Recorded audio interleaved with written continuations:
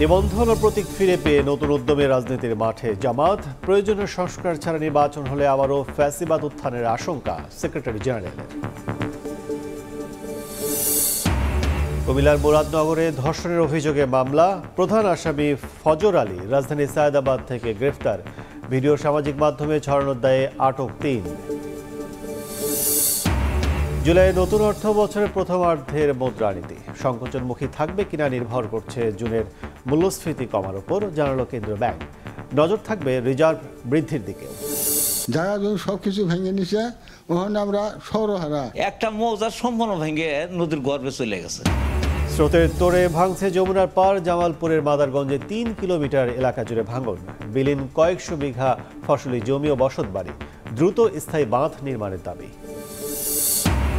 এবং শোকাহত তেহরান, যুদ্ধে নিহত সেনা প্রধান, পরমাণু বিজ্ঞানী ও সাধারণ নাগরিকদের জানাজায় মানুষের ঢল। শহীদদের রক্ত বিশ্বের কাছে ইরানের ঐক্যের বার্তা পৌঁছে দিয়েছে, বললেন পেজেশকিয়ান।